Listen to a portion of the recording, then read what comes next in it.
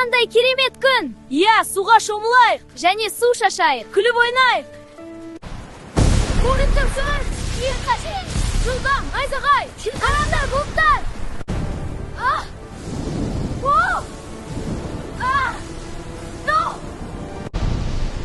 Кепкам! Қайда кеттім?